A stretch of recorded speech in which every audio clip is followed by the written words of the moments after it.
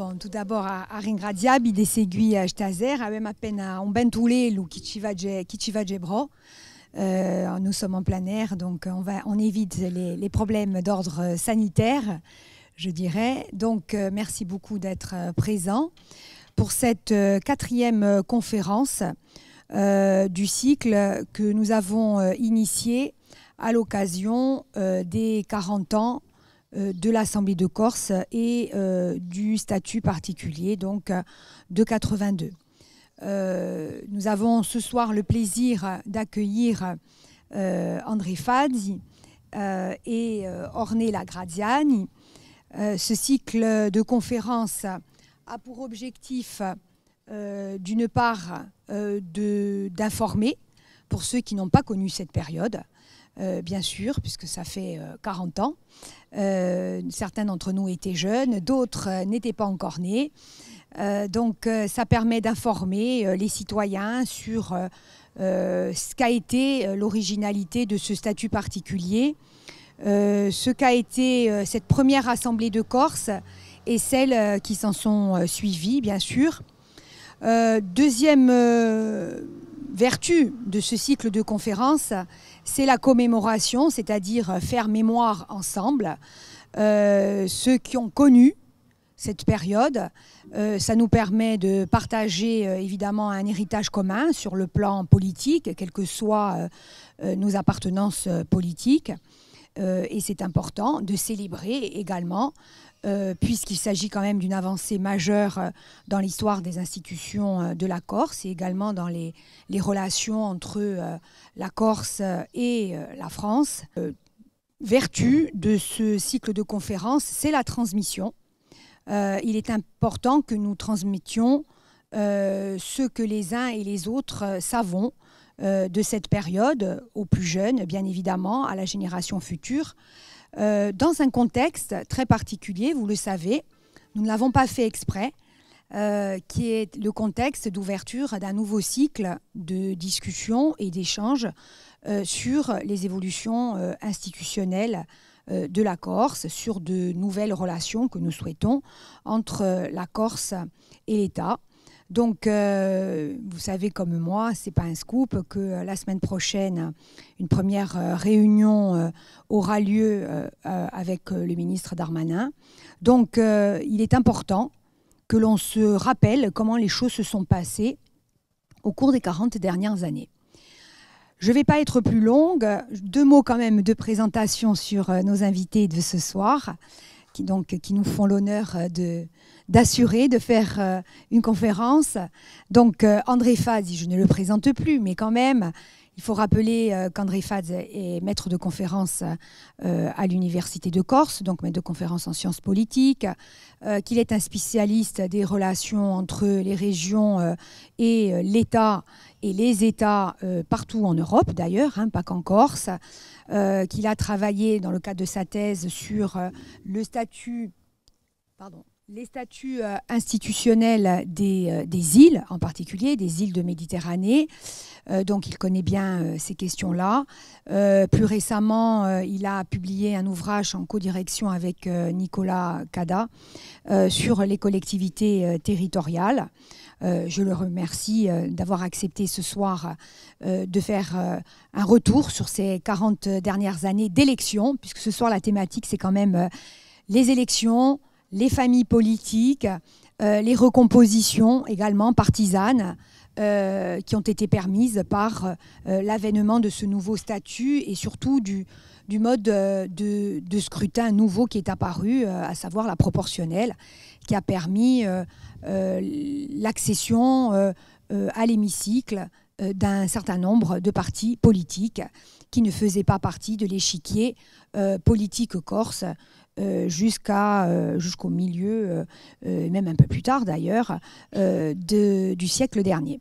Donc, je remercie encore une fois André et permettez aussi que je remercie le doyen Copolani qui est ici, parce qu'André Fazzi et le doyen Copolani ont l'autorité scientifique sur ce cycle de conférences depuis donc, le mois de janvier où nous avons essayé de constituer un programme qui vous est distribué, que vous avez dans les 2 feuillets qui vous sont distribués, tout un programme qui se coulera d'ailleurs au-delà de l'année 2022, avec plusieurs personnalités qui viendront et qui interviendront sur différents aspects de ces 40 dernières années d'Assemblée de Corse et de mise en pratique du statut particulier, voire des statuts particuliers. Je voudrais remercier enfin Ornella Graziani, merci beaucoup, qui est aussi une universitaire, qui est en train de réaliser sa thèse avec une co-tutelle, une co-direction entre l'université de la Sorbonne et l'université de Corse. Donc je la remercie. Elle est également dans le champ des études politiques, avec peut-être une dimension historique un peu plus prégnante. Voilà, elle s'est intéressée également fortement au parti nationaliste en Corse, à leur émergence, à la mouvance nationaliste, et elle s'est en particulier intéressée effectivement à l'opportunité qui leur a été donnée, bien que certains partis nationalistes avaient décrié en 82 les élections d'alors. Souvenez-vous de l'affiche Attrape ou le piège. Ornella, elle, s'est plus particulièrement intéressée à ce mode de scrutin qui a permis l'accession aux responsabilités quelques années plus tard, bien plus tard évidemment, à la majorité nationaliste. Donc, voilà pour quelques mots de présentation. Je suis vraiment très ravie que ça se passe à Corté. Nous avons eu, les autres conférences ont eu lieu à Ajaccio, à la collectivité, bien sûr, au Grand Palazzo. Je suis ravie qu'elle se passe ici, qu'elle se passe sur ce parvis, dans la vieille ville. Je tiens à remercier toute l'équipe du musée qui nous a concocté cette jolie mise en scène. Voilà, merci beaucoup pour votre investissement. Merci Madame la conservatrice, merci à toute l'équipe. Voilà, et on va essayer de passer un moment intéressant et puis aussi un moment quand même de convivialité. Je crois qu'au-delà de l'aspect scientifique et politique, il y a aussi un moment à partager tous ensemble à Ringradiab. Et je passe tout de suite la parole à André Fazi. Merci Madame la Présidente, merci au Musée de la Corse, merci au public. Donc je suis là pour parler d'une question centrale et épineuse, celle des élections. L'objet ne va pas être de revenir sur l'ensemble des scrutins depuis 40 ans, ça fait 18 tours de scrutin, on ne va pas détailler ça, même si je vais donner un petit graphique qui détaille ces résultats. On va essayer de tirer des enseignements plus généraux sur l'évolution de la Corse, puisque depuis 1982 et cette première élection à l'Assemblée de Corse, le système politique de l'île s'est trouvé bouleversé. Alors, un petit retour en arrière. Durant la Troisième République, on a vu se mettre en place la domination hégémonique de deux grands réseaux de notables, un affilié à gauche, l'autre à droite. Et il était quasi impossible de devenir une figure politique importante sans passer par l'intermédiaire de ces réseaux, souvent appelés clans. Une société rurale, pauvre, très peu éduqués, très peu industrialisés, ces clans ont joué un rôle d'intermédiaire indispensable entre l'État et la société corse. Et ils ont été la clé au moins jusqu'à la Première Guerre mondiale, d'un processus d'intégration à la France qui n'a connu pendant un siècle et demi aucune contestation politique significative. Alors c'est vrai, dans l'entre-deux-guerres, il y a eu une première mobilisation autonomiste, mais elle était portée par des intellectuels ils ont eu un impact culturel intéressant, mais refusaient de se présenter aux élections et ont fini par se compromettre dans le soutien, pas tous néanmoins, dans le soutien à l'Italie fasciste.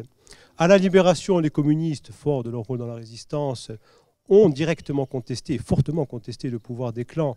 En 1945, ils ont obtenu un succès impressionnant, mais dès 1947, la chute commence. Ce fut éphémère. Et c'est donc l'actuel mouvement nationaliste, qui n'était pas encore né, et qui réussira plus tard à rompre cette hégémonie. Néanmoins, les premières candidatures entre 1967 et 1973 se soldent par des résultats pour le mieux modestes, souvent catastrophiques même. Et d'ailleurs, en janvier 1973, la principale organisation se retire du jeu électoral en arguant qu'il serait trop corrompu par les fraudes et aussi en arguant de la nécessité de changements très rapides pour la Corse. C'est alors que le nationalisme corse connaît sa période la plus contestataire, symbolisée, vous le savez probablement, par les événements d'août 1975, durant lesquels 3 agents des forces de l'ordre sont tués par balle, plusieurs autres blessés, et par la création en mai 1976 d'une organisation clandestine, le FLNC, dont on a entendu parler beaucoup depuis hier, ou reparler. Néanmoins, j'arrive aux élections à l'Assemblée de Corse, la victoire de François Mitterrand en 1980 ouvre de nouvelles perspectives, puisque dès 1972, le Parti socialiste préconisait un statut spécial pour la Corse. Ils ont développé cette idée et l'ont insérée dans les 110 propositions pour la France du candidat Mitterrand. Le 2 mars 1982, la première loi portant statut particulier de la région de Corse, on l'appelait comme ça à l'époque, est adoptée, mais les bouleversements qu'elle va occasionner ne sont pas tous, loin de là, dus aux dispositions particulières. Au niveau institutionnel, on voit très vite qu'il n'y aura pas de différence saillante avec les régions continentales, tout simplement parce que la répartition constitutionnelle des compétences est telle qu'elle est, et elle est identique pour toutes les régions, y compris la Corse. Au niveau symbolique, on voit une attention très particulière qui révèle l'importance des enjeux politiques, puisque le gouvernement cherchait à favoriser la sortie de la violence, ou du moins à la délégitimer, ainsi que le remplacement des partis alors au pouvoir par d'autres forces, dont le Parti socialiste. Alors c'est bien advenu, au moins en partie, mais c'est advenu plus de 30 ans plus tard. Et en fait, la grande révolution a été celle du mode de scrutin, mais il n'y avait rien là qui soit spécifique à la Corse, puisque la gauche était de façon générale favorable au scrutin proportionnel, et le programme commun de 1972 indique déjà que les régions seraient élues de cette façon-là. Jusqu'alors, les élections municipales, cantonales, législatives étaient organisées au scrutin majoritaire, ce qui favorisait l'hégémonie de 2 grands réseaux, l'un autour des radicaux de gauche et l'autre autour de la droite gaulliste, même si ça ne s'arrêtait pas là. En 1982, on choisit donc le scrutin proportionnel, qui est, faut-il le rappeler, archi-dominant dans les pays d'Europe occidentale, et en plus, on n'applique aucune correction. Ça, par contre, c'est plus rare. On le trouve aux Pays-Bas, mais c'est très rare. Donc, il n'y a qu'une seule circonscription, la Corse, pas de seuil. Donc, pour remporter un des 61 sièges, il faut au maximum obtenir 1,64% des voix. Ce n'est pas beaucoup, et ça va déchaîner les vocations. Puisqu'en 1982, je vous ai mis un petit tableau, c'est 17 listes qui se présentent et 14 qui obtiennent au moins un élu. C'était aussi, tout aussi important, une belle opportunité pour les nationalistes de revenir dans le jeu électoral, puisque finalement ils étaient assurés d'être représentés. Alors les soutiens du FLNC, ça a été dit tout à l'heure, initialement ont adopté une posture de défiance, mais les plus modérés ont immédiatement saisi l'opportunité et au-delà de leurs bons résultats en 1982, plus de 10%, ils ont lancé un processus d'institutionnalisation du nationalisme qui va être lent mais non moins décisif. Alors cette première assemblée de Corse, et c'est la seule dans ce cas-là, elle va se révéler ingouvernable. Pourquoi? Parce que la droite était largement majoritaire dans les urnes, mais du fait de ces divisions, elle a permis à un candidat de gauche d'être élu président avec 23 voix sur 61 seulement. Or, en 1984, ce président, cette majorité, n'était plus en situation de faire adopter son budget et a demandé la dissolution au gouvernement qu'il a accepté. Les conséquences n'étaient pas mineures, puisque de 1984 à 2010, c'est la droite qui va diriger l'institution. À partir de là, le scrutin proportionnel utilisé va aussi connaître des corrections de plus en plus fortes, tout en restant moins restrictives que sur le continent, conformément à ce que souhaite la majorité des acteurs politiques corses. En 1984, on a fixé un seuil de 5% des voix pour être représentés. En 1991, on est passé à un scrutin à 2 tours, histoire d'éliminer dès le premier tour les plus faibles.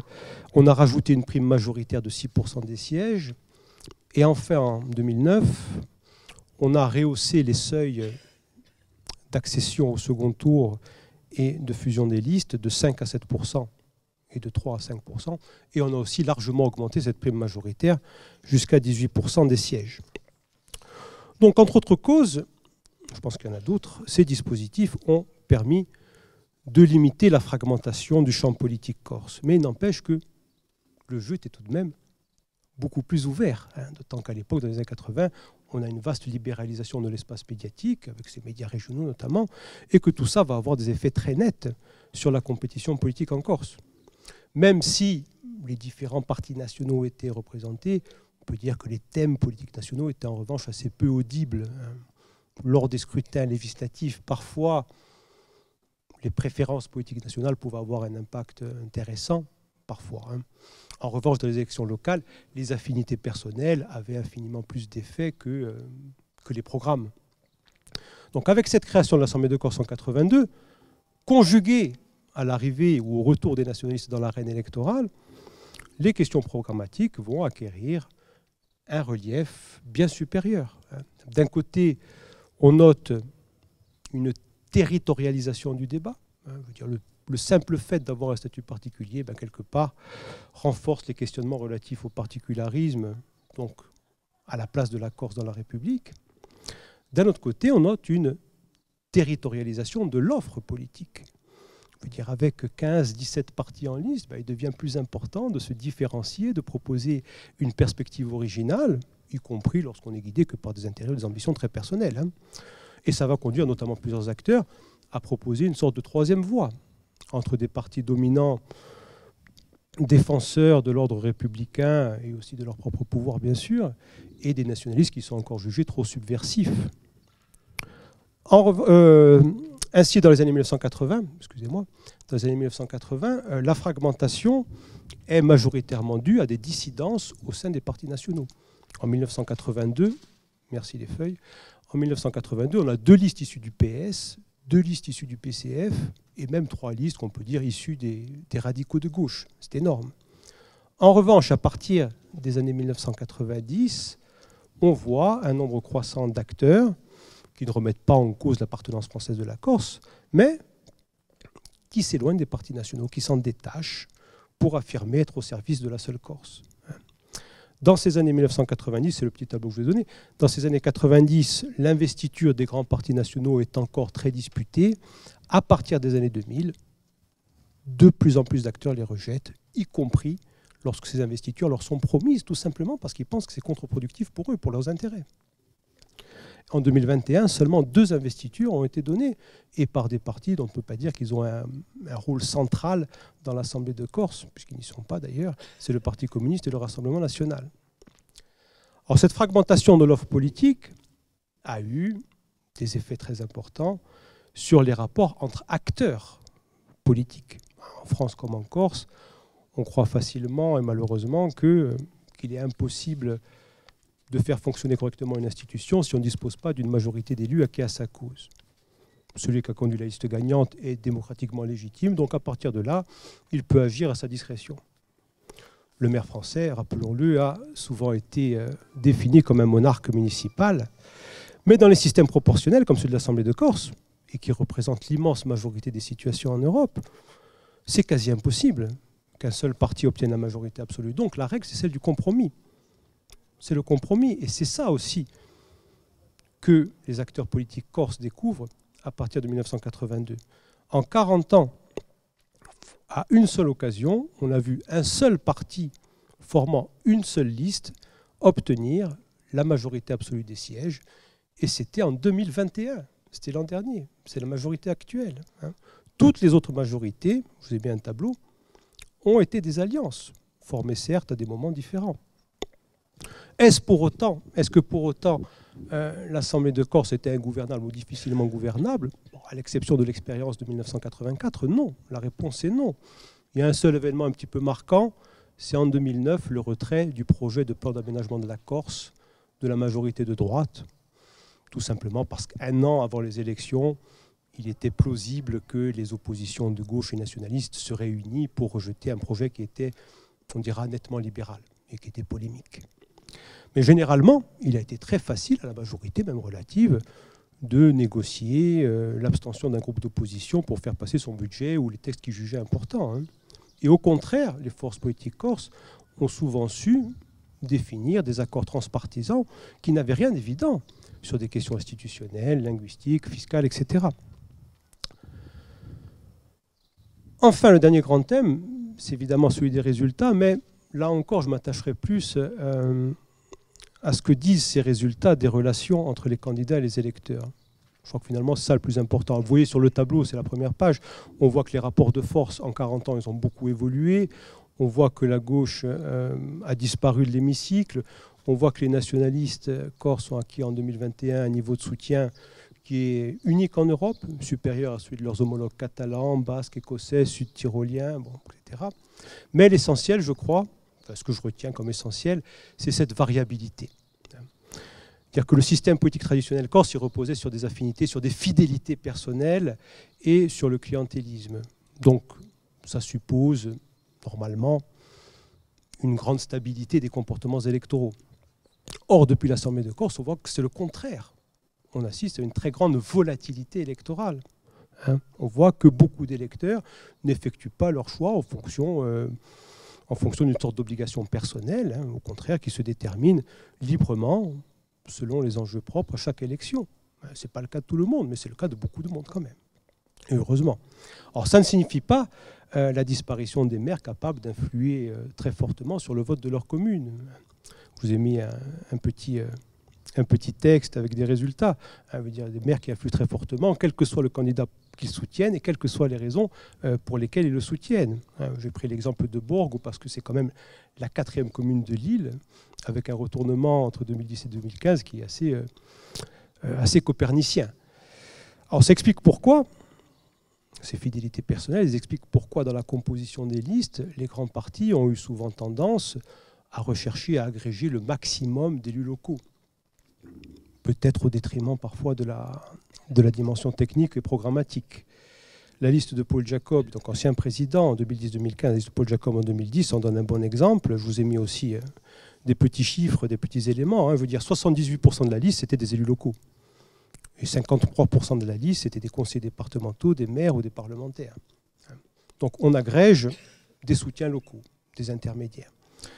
Donc cela étant, on ne peut qu'avoir des conclusions assez nuancées. D'un côté, les questions locales ont toujours des effets saillants lors des élections à l'Assemblée de Corse, puisque de nombreux maires conservent une grande influence, mais aussi parce qu'on voit souvent des listes qui réalisent des résultats faramineux dans une commune, tout simplement parce qu'elles ont un candidat issu de la commune. Les affinités familiales, personnelles, amicales, elles peuvent avoir un poids énorme dans une commune individuellement. Lorsqu'une liste obtient 5% des suffrages en Corse et 50% d'une commune, on devine que les facteurs locaux ont été déterminants. Donc avec des collègues économistes, dont l'un est ici, on a défini un critère afin de mesurer les suffrages qui sont manifestement anormaux au regard du résultat global de la liste. Et on a vu que, contrairement à ce qu'on pourrait penser, voire espérer, la proportion de ces votes qu'on peut dire localistes n'a pas baissé entre 1982 et 2015. Depuis, ça a changé. Entre 1982 et 2015, ça n'a pas baissé. Même avec un critère qui était restrictif volontairement, on peut dire que la part des votes localistes, c'est toujours autour de 15% des suffrages exprimés. Et d'un autre côté, ces votes localistes, ces votes d'affinité personnelle, ils sont très loin de suffire à la victoire. Et les succès nationalistes l'ont démontré à partir de 2015. Je veux dire, en 2015, sur 360 communes, il y en avait une vingtaine, dont la plupart très petites, qui étaient dirigées par des nationalistes. Ça ne les a pas empêchés de l'emporter facilement en 2015 et même de triompher en 2017 avec plus de 56% des voix. Donc en somme, la complexification de l'offre politique en Corse se conjugue à la complexification des comportements politiques. Les choix électoraux, en Corse comme ailleurs, et peut-être encore plus qu'ailleurs, peuvent être guidés par des rationalités très différentes. Des rationalités programmatiques, affectives, idéologiques, charismatiques. Il y a tout ça qui intervient dans un choix de vote. Et c'est d'autant plus vrai que la population de Corse, en 20 ans, a profondément changé. On est quand même passé de 260 000 à 350 000 habitants. Et que les nouveaux habitants, ils n'ont pas la même connaissance des acteurs et des enjeux locaux qui, il faut bien le dire, sont parfois assez compliqués. Donc, ça explique d'ailleurs en partie la baisse de la participation à ces élections à l'Assemblée de Corse depuis 2010. Là aussi, c'est le dernier tableau. Les autres grandes causes de cette baisse sont certainement la disparition de la gauche non communiste et les difficultés de l'institution, bien sûr, à satisfaire toutes les attentes passées en elle. Mais il demeure que le différentiel de participation entre les élections à l'Assemblée de Corse et les élections des régions continentales a, lui, fortement augmenté. Il est désormais de plus de 20 points. Ça indique que l'Assemblée de Corse reste une institution à la légitimité démocratique tout à fait correcte, en tout cas une légitimation bien supérieure à celle de l'actuelle Assemblée nationale, donc des députés qui votent les lois auxquelles nous sommes soumis. Mais je m'arrêterai là. On peut toutefois espérer que personne ne s'en satisfait. Voilà. Merci beaucoup.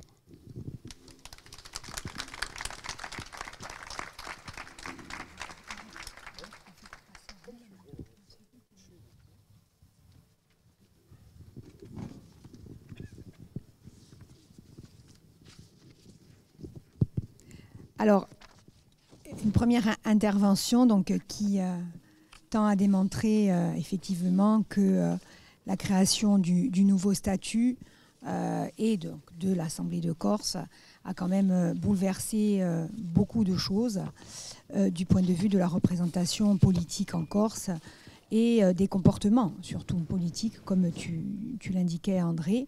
Est-ce que vous avez des questions sur cette première intervention ou sur les... On remercie André Fadi pour la transmission des slides, je dirais, parce qu'ici, on ne pouvait pas projeter. Donc, du coup, vous avez des documents papier. Est-ce que vous avez des premières interrogations où on lance le débat Non? Lancez-vous. Hein. Le plus dur, c'est la première question. Alors, oui, je vous en prie. Il faudrait un micro, peut-être. Pardon, j'ai la voix qui porte. Mais c'est un enregistrement. C'est notre enregistrement après. Merci beaucoup. Merci beaucoup. Voilà, vous avez dit que cette assemblée a à peu près les mêmes compétences que les autres assemblées régionales. Est-ce que vous pouvez préciser tout de même en quoi elle ressemble et en quoi peut-être elle diffère? Qu'est-ce qu'on peut attendre de cette assemblée en matière d'action? On peut l'entendre beaucoup, je veux dire, y compris ici. Votre question est très importante puisque elles sont les mêmes d'un point de vue qualitatif. D'un point de vue qualitatif, les compétences de l'Assemblée de Corse s'exercent dans le cadre des lois et des règlements nationaux. Et à de très faibles exceptions près, ne peuvent pas s'en détourner. Je veux dire, par exemple, dans le plan d'aménagement et de développement durable de la Corse, on peut adapter des dispositions réglementaires. Il n'empêche que remettre en cause une jurisprudence de plus de 30 ans sur la loi littorale, ce n'était pas franchement quelque chose de facile. Donc d'un point de vue qualitatif, ces compétences, on peut dire qu'elles sont identiques. D'un point de vue quantitatif, effectivement, il y en a plus. Effectivement, on ne peut pas nier que gérer les délégations de services publics aériens et maritimes pour la Corse, ce ne soit pas important. Il y a des compétences environnementales supérieures. L'Assemblée de Corse, aujourd'hui, qui a eu la fusion avec les départements, c'est moins sensible évidemment, mais en 1982, on lui a donné la compétence des collèges, qui sur le continent est revenu au département, ce qui est d'ailleurs intelligent, puisque souvent collège et lycée sont sur le même site, et parfois on avait un département qui refaisait le collège alors que la région ne pouvait pas refaire le lycée, c'était un peu ridicule. Donc oui, il y a des compétences particulières, mais d'un point de vue qualitatif, ça ne permet pas aux élus corses d'adapter véritablement les normes à la situation de l'île, alors qu'en matière d'agriculture, d'environnement, d'urbanisme, il pourrait y avoir des marges d'adaptation intéressantes, à mon sens.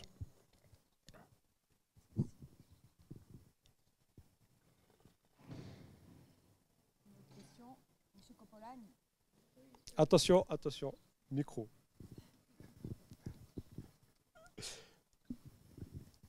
Oui, on dit généralement que On dit généralement que le Front National puis le Rassemblement National seraient favorisés par le vote à la proportionnelle. Bon.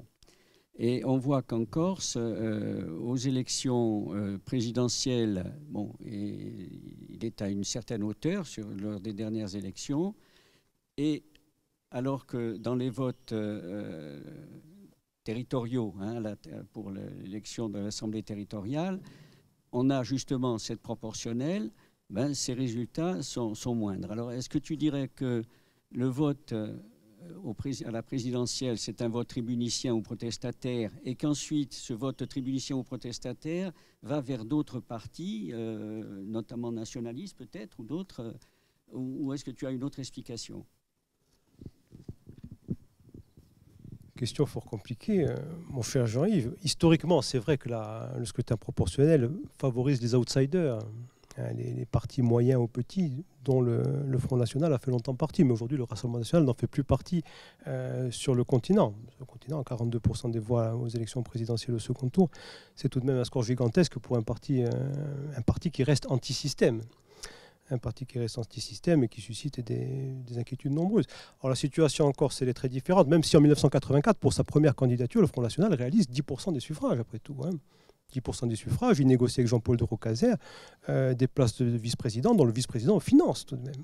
Hein, c'est notre ancien cher président de l'Université de Corse qui occupait cette fonction.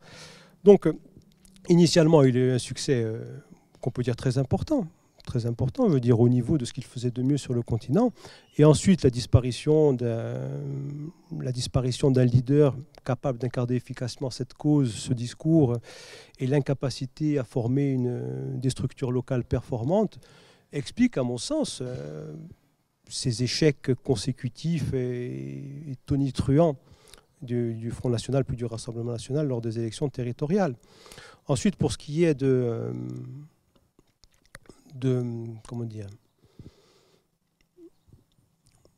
la conjonction des deux forces, nationalistes français et nationalistes corse. Je veux dire, c'est une question qui occupe beaucoup, qui excite beaucoup aussi, ce qui est d'ailleurs un petit peu pénible.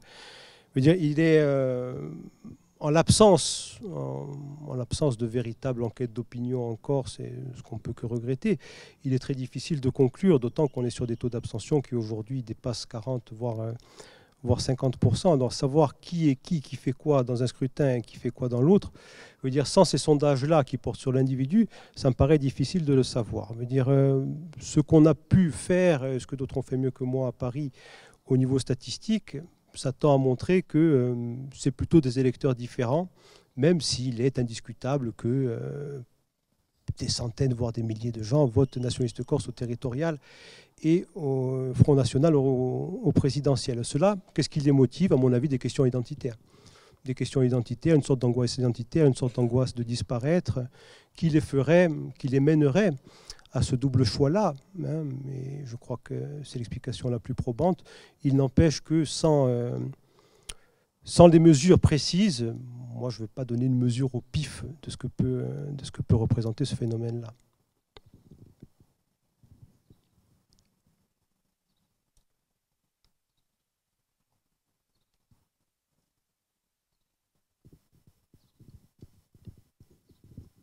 Est-ce qu'il y a une autre question? Juste une remarque sur ta dernière réponse qui s'adressait bien évidemment au regard de la question de Jean-Yves Coppolani, mais la différenciation, je dirais, du vote en fonction de la nature de l'élection existe aussi d'ailleurs, pas que pour le binôme nationaliste et Front National. Il y a des gens qui votent différemment au niveau communal, au niveau régional ou départemental d'ailleurs. Antérieurement, lorsque le département existait, national, et alors n'en parlons pas au niveau européen également. Et d'autant qu'avec cela est encore plus renforcé et difficile à identifier avec les niveaux d'abstention qui existent. Donc il y a vraiment une volatilité. Tout à l'heure, tu utilisais le terme de volatilité, une volatilité du comportement électoral très très grande, me semble-t-il. Hein. Non, c'est juste. Dans les rares choses qui apparaissent statistiquement. En 2017, pas en 2022, hein. En 2022, pas du tout, en 2021, pardon. Sur l'élection de 2017, ce qui apparaît assez clairement au niveau des statistiques par rapport à 2012, c'est des électeurs de droite qui se déplacent vers Le Pen, au présidentiel. Ça apparaît assez clairement. Tandis que le lien nationaliste Corse-Le Pen, non, on ne l'a pas, statistiquement. Bon, mais encore une fois, ce n'est pas l'équivalent d'un sondage qui porte sur les individus. On va dire qu'est-ce que vous avez voté là, qu'est-ce que vous avez voté là. Il faudrait qu'on ait ça pour répondre de façon plus satisfaisante. Bien, merci. On va passer peut-être à la deuxième partie de cette séquence, donc avec Orné. Là. Je te passe la parole. Bonsoir à toutes et tous. Je voudrais d'abord remercier André et Jean-Yves Coppolani pour l'invitation. J'étais très honorée et bien sûr l'Assemblée de Corse et également les agents, parce que j'ai mis parfois du temps à répondre aux mails et je sais ce que c'est parfois. Et donc voilà, je vous remercie en tout cas. Aujourd'hui, la discussion que j'aimerais amorcer, elle porte sur l'Assemblée de Corse et non pas sur sa spécificité ou sur ses différents statuts, comme c'est quand même souvent le cas, même si ces éléments ont leur importance. Hein, votre question était assez, je pense qu'elle est très en lien avec le sujet. Et c'est d'ailleurs avec un grand intérêt que j'écoutais la conférence du professeur Faure. Mais j'aimerais ici réfléchir davantage à l'aune de la sociologie politique, à cet espace comme étant une arène pour des groupes politiques, que ce soit malgré eux ou non d'ailleurs, de définition ou de redéfinition des frontières partisanes en Corse. La littérature sur la sociologie des institutions, elle nous le rappelle très bien. Les institutions politiques constituent des cadres de l'action politique. En délimitant l'espace du possible et du pensable dans l'univers des pratiques politiques, elles la rendent possible, l'orientent, mais aussi la bornent. Ce sera un peu la discussion que j'aimerais avoir aujourd'hui. C'est cette conception donc, qui nous intéresse, puisqu'il s'agit de réfléchir l'Assemblée non pas comme subissant les assauts d'acteurs extérieurs, souhaitant avant tout la conquête ou la préservation du pouvoir, comme c'est souvent la vision un peu triviale de la politique, mais comme ayant un rôle essentiel, comme un espace essentiel pour les objets vivants que sont les partis politiques, qui sont une autre institution. Il est évident que dans le temps qui m'est imparti, je ne proposerai pas une historicisation complète des entreprises partisanes en 40 ans dans l'Assemblée de Corse, c'est évident. Travaillant moi-même seulement sur un pan précis, vous vous en rendrez compte, souvent dans mes exemples, il y a un biais, je travaille sur le nationalisme corse, donc ça ressortira parfois.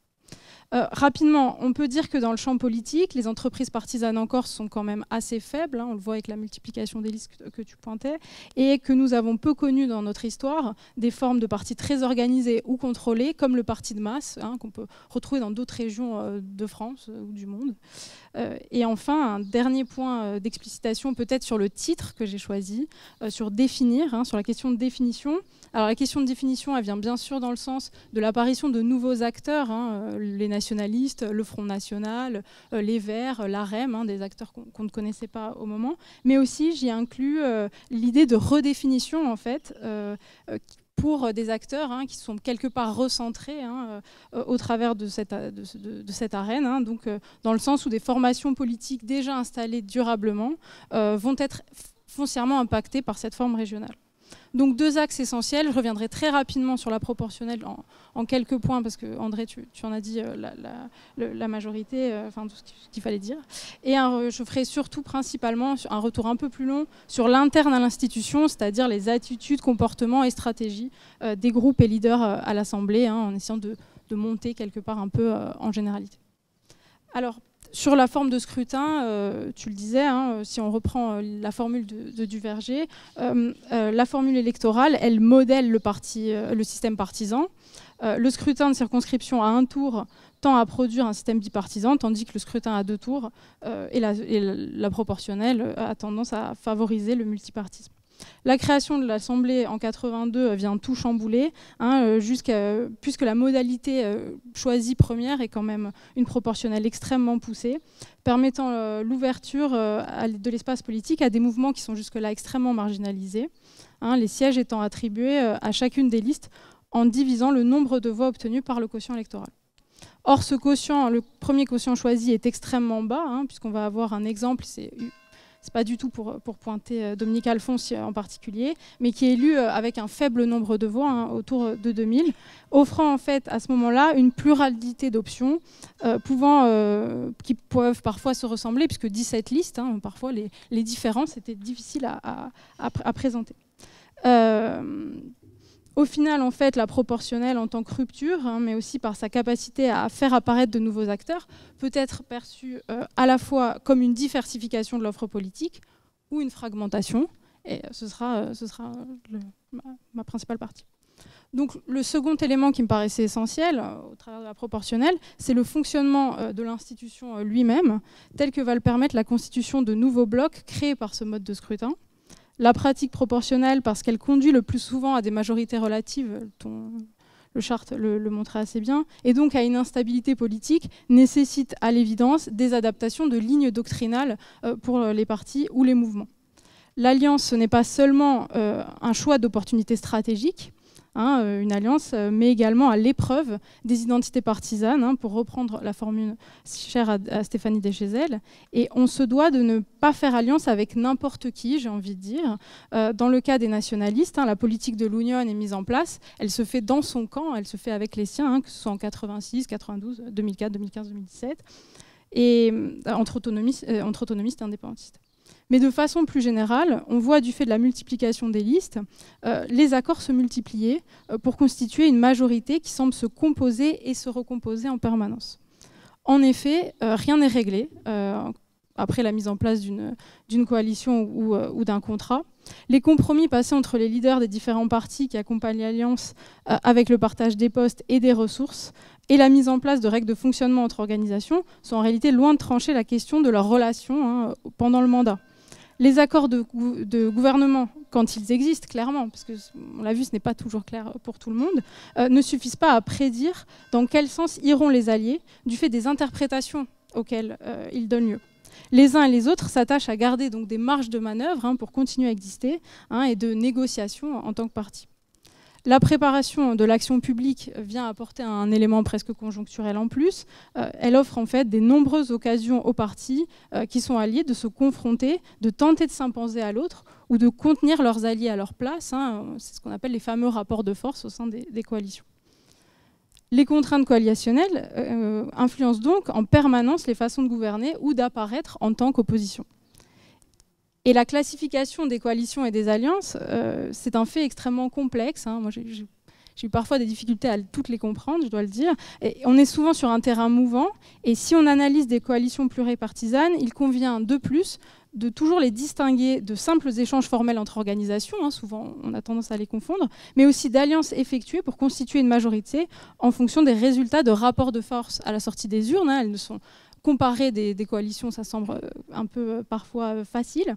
On peut penser par exemple à la droite en 99, avec l'incapacité de l'équipe Badjogne de peser sur les petites listes de droite entre les deux tours, qui font, et de celles inclassables, on pourrait dire de Toussaint Louchane, divers droite, divers gauche.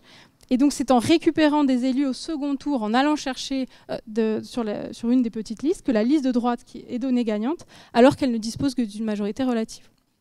D'autant que les motifs qui font qu'une alliance perdure ne sont pas nécessairement pour ceux pour lesquels elle a été créée. Ainsi assiste-t-on souvent à une fétichisation des accords politiques et des accords de gouvernement entre coalisés, et même jusqu'à la mise en scène dans les ruptures, ce que Brigitte Gaïti définit comme un dispositif de publicisation des loyautés, qui est assez clair. On ne peut pas faire l'économie d'une sociologie interne des partis politiques pour comprendre les coalitions.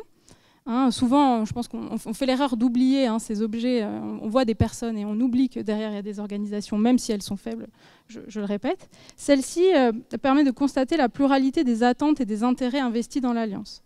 Or, les objectifs de l'Alliance et la perception qu'en ont ceux qui sont engagés évoluent au gré des échanges partisans et du contexte et des conjonctures.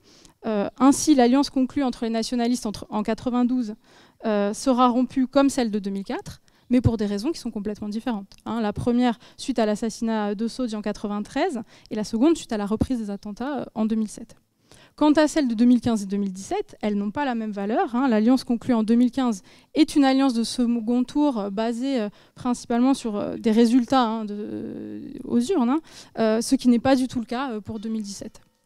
L'association de mêmes partis donc, peut masquer des transformations importantes dans les coalitions en termes de relations entre les formations, voire aussi, on peut le masquer, l'existence de transactions croisées avec la multiplication de transfuges entre les partis. On a un peu l'impression parfois que les frontières sont extrêmement poreuses. On peut voir également des recompositions internes qui assurent en fait cette permanence de la coalition, au contraire, peuvent la fragiliser. Sans compter que quand on s'en tient seulement à la seule association de partis, on a tendance à négliger ce qui est de l'ordre de l'infrapartisan. Certains élus peuvent occuper des rôles charnières en faisant accepter à leurs organisations des accords entre partis. C'est le cas notamment des figures de José Ross et Simon Renucci qui ont complètement surfé sur cette image un peu d'entre-deux, d'intergroupe, etc. Les coalitions doivent donc aussi être appréhendées au prisme des individus, non pas seulement des partis, qui les font vivre et les façonnent. C'est ce travail particulier qui peut permettre de ne pas s'en tenir à la seule action unitaire des partis en coalition, mais s'intéresser également aux conditions dans lesquelles elles sont possibles. La pratique proportionnelle apporte donc un renouveau politique par l'obligation de trouver des compromis pour constituer une majorité. Rentrer dans l'Assemblée, c'est découvrir une nouvelle institution, et c'est donc s'allier à de nouvelles forces, ou encore fonctionner en bloc, en brouillant souvent les lignes également, comment dire, pas seulement les lignes internes doctrinales, mais également les luttes internes pour le leadership. On peut prendre un exemple on peut prendre l'exemple des régionales de 2004 et 2010 chez les radicaux de gauche. Les 2 fois, les partis de gauche arrivent en tête, bien que divisés en plusieurs listes. Mais la question du leadership vient créer le trouble en 2004, puisque l'existence de 2 leaders, Émile Soukarelli d'un côté et Paul Jacobi de l'autre, qui sont porteurs de 2 visions complètement différentes pour la Corse, empêche la gauche majoritaire d'accéder au pouvoir et permet à la droite, avec les figures de Camille de Rocazère et Ange Santine, d'arriver à la tête d'une majorité relative. Se joue ici une lutte de leadership, non pas en interne des partis, comme on le voit souvent avec les débats sur les primaires récemment, mais au sein même de la région. En 2010, au contraire, le leadership est établi, il est joué directement au travers des élections, puisque Paul Jacob, à l'issue du fameux moment Vénaquet, comme on a pu, je éviterai les termes de conclave, s'installe à la présidence. Ces luttes internes de leadership et lignes politiques, on les retrouve également dans la liste dissidente de Dominique Bouquin en 92, qui se présente comme telle, comme étant véritablement en opposition à son parti, dans la stratégie de son parti. On a ici la même chose, une lutte de leadership et une lutte de lignes politiques qui viennent se superposer et se jouer dans l'espace régional, qui viennent se régler dans ce que Lorenzo Di Stefano décrit très bien dans sa thèse, la dichotomie entre la Fédération du Nord et la Fédération du Sud, les oppositions au sein du PC. Ce qui veut dire que notre intérêt ne s'arrête pas seulement au moment des formations des coalitions, mais aussi et surtout aux dynamiques et aux temporalités propres à la vie de ces coalitions. C'est particulièrement valable pour le mouvement nationaliste pris dans son ensemble. À l'observer uniquement au travers des tractations préélectorales ou post-électorales, on sous-estime les relations partisanes et les liens qui existent entre ces partis, qui contribuent pourtant à leur donner une consistance propre et les inscrire dans des pratiques qui sont pas seulement réductibles à des calculs électoraux, mais puisqu'il y a une appartenance à un même milieu partisan de façon assez claire.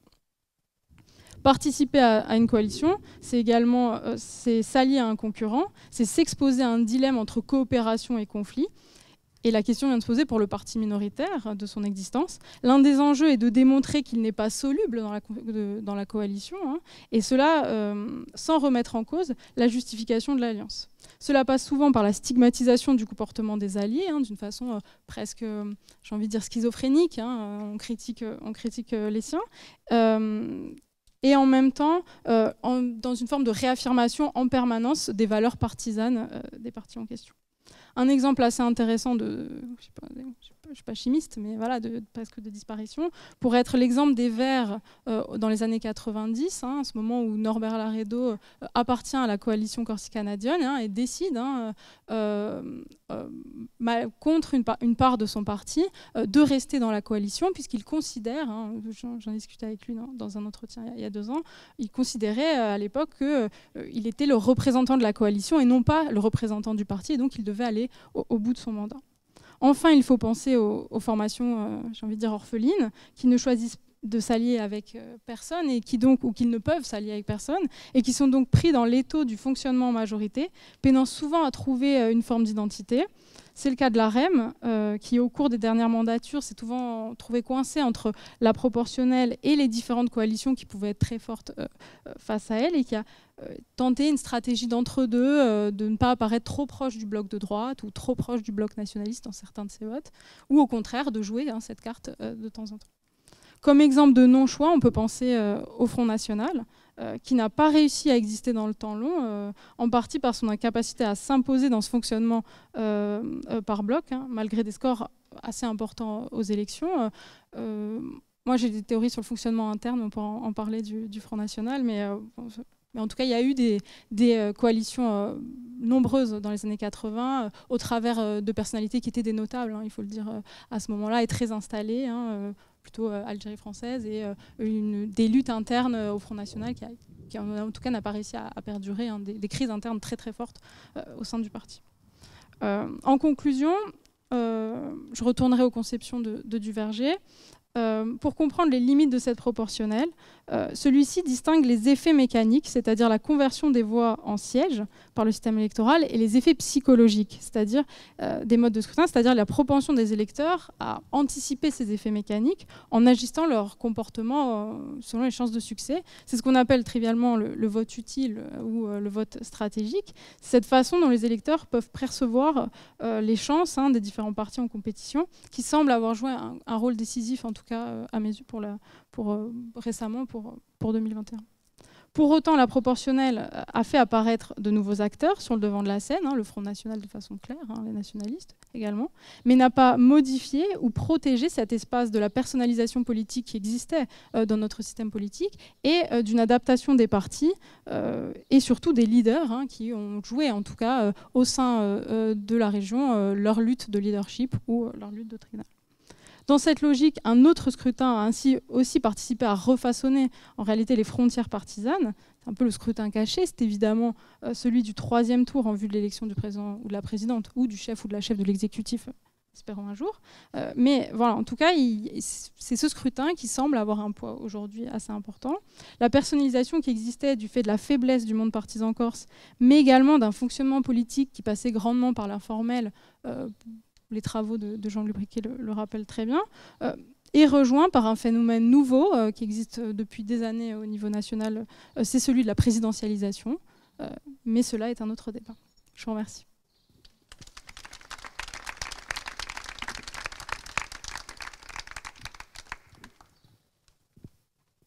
Merci. C'est bizarre parce j'ai l'impression pour la première fois de ma vie que du coup je suis un objet d'étude. Alors que normalement, c'était exactement le contraire, puisqu'à la base, je suis scientifique, enfin, je suis toujours scientifique d'ailleurs, et c'est assez rigolo comme sensation. Bien, merci beaucoup pour cette analyse, et d'ailleurs qui interroge, qui interpelle, en tout cas, c'est mon cas, mais évidemment, je vais laisser la primeur des questions à la salle, si j'ose dire, à ciel ouvert.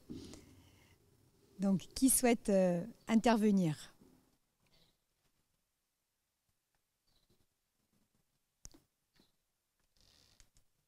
Sauveur. Alors, micro.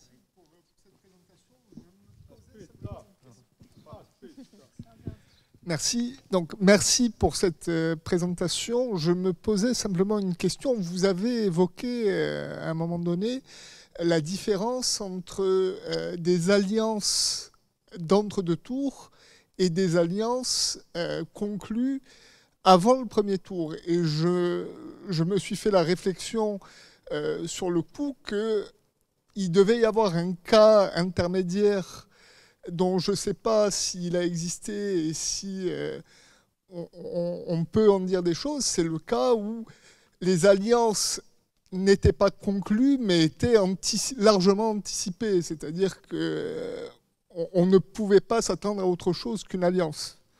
Est-ce que c'est un cas qui a existé? Et si oui, ça donne quoi? Merci beaucoup pour cette question que je trouve extrêmement difficile. Bon, après, c'est toujours pas... non, mais qui est très technique. Hein. Et puis, vous avez vu, moi, j'aime la technique. Donc, ce que je trouve... c'est compliqué la politique fiction et l'anticipation. C'est-à-dire que dans les discours d'acteurs, ils vont vous dire que jamais de la vie, ils n'y avaient pas pensé, etc. Donc le travail du chercheur, c'est essayer de trouver cet entre-deux. Mais en tout cas, je n'ai pas en tête de tractations qui auraient été... souvent, elles sont liées à des résultats aussi de façon assez évidente. Mais d'entre-deux, dans ce sens, il y a toujours un flou, je pense. C'est-à-dire, il y a des acteurs au sein du parti qui vont vous dire que c'est sûr, il y aurait eu alliance, il n'y avait aucun doute, alors que dans le même parti, il y a des acteurs qui vont vous dire que c'est impensable et qui, eux, ont en tête de jouer aussi. Donc la politique, comme ça se joue en permanence comme ça, je pense qu'on est toujours dans un entre-deux et les conjonctures, elles sont quand même assez rapides, quoi. Je sais pas si j'ai répondu.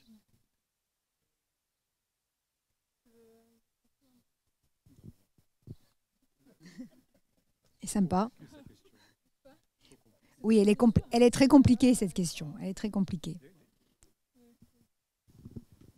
L'exemple, à mon avis, le plus intéressant, c'est l'échec de l'alliance de gauche en 2004. La gauche très largement majoritaire dans les urnes, qui passe les 40%, veut dire, qui a la majorité absolue si elle est unie, et qui n'arrive pas à le faire pour des questions, comme l'a rappelé Orné, de leadership et de ligne politique aussi. On ne va pas dire qu'il y a une question de personnel, c'est pas vrai.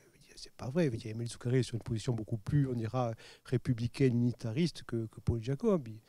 Et à partir de là, l'entente se fait impossible, l'élection à la présidence devient un sketch, et finalement, c'est Camille de Rocazère qui a réussi à être élu. Camille de Rocazère et la droite n'ont que 20 élus sur 51, et pourtant, excepté l'épisode du Paduc raté, ils ont réussi à diriger l'Assemblée de Corse de façon normale, je dirais.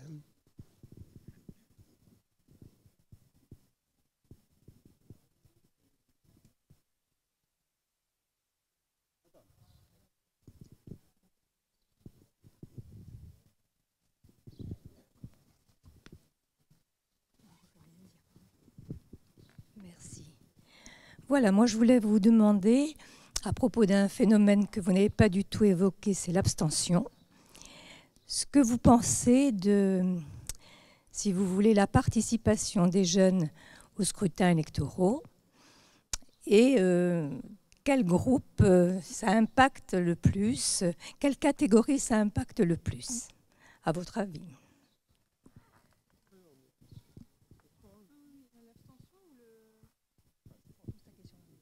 L'abstention ou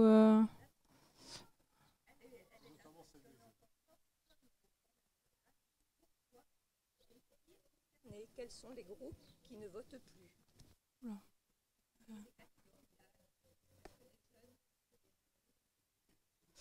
En tout cas, les nationalistes, historiquement, ont toujours récupéré le vote jeune. Est-ce qu'il y aurait une abstention Je trouve toujours compliqué de comparer des élections. Je sais pas trop.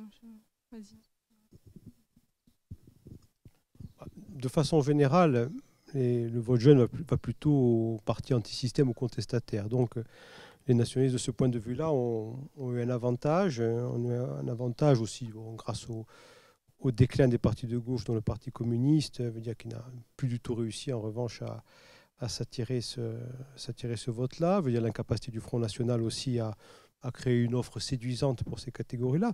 Mais globalement, madame, veut dire les logiques de la participation, je ne crois pas qu'elles soient très différentes de la Corse que de la France et du reste de l'Europe. Veut dire les catégories les moins dotées socialement et culturellement, celles qui vont le moins à l'école, celles qui ont le salaire le plus bas à la fin du mois, sont celles qui votent le moins. Et veut dire, pour la démocratie, c'est quelque chose d'extrêmement inquiétant. Mais je ne crois pas qu'il y ait une spécificité corse à ce niveau-là. C'est quelque chose à réfléchir en tout cas, et d'urgence.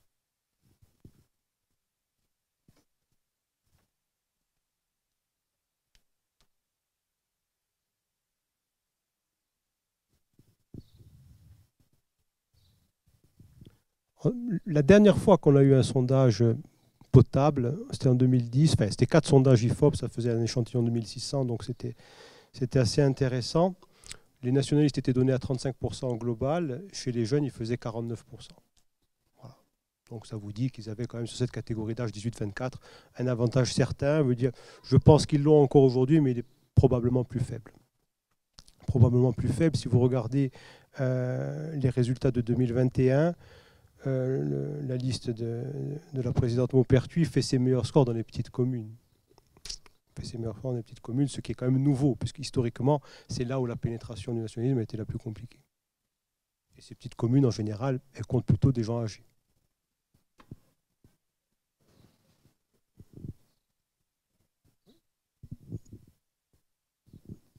Oui, puis sur le vote des jeunes, c'est quand même une classe d'âge qui part beaucoup sur le continent. Et donc l'éloignement fait aussi le mal-vote, c'est-à-dire qu'on ne peut pas revenir à des élections en mars, en avril, en juin. Et donc souvent, y a une partie, parce que c'est souvent là-dessus que les partis ont en tête d'aller chercher des votes, c'est-à-dire c'est pas seulement chez les abstentionnistes, parce que souvent, il n'y a pas un abstentionnisme, c'est-à-dire qu'en général, les gens votent à certaines élections. Il y a pas, c'est très rare les 30 ans sans voter. Au contraire, il y a toujours des moments où on retourne un peu voter. Ça, c'est toujours le côté un peu spectaculaire. C'est pas du tout ce qu'on s'attend. On imagine des gens très ancrés dans cette idée. Mais du côté des jeunes en Corse, oui, comme les partis ont toujours en tête, non pas d'aller chercher des abstentionnistes, mais d'aller chercher des gens qui sont la malinscription, c'est-à-dire d'aller chercher les quelques pourcents qui représentent, je crois,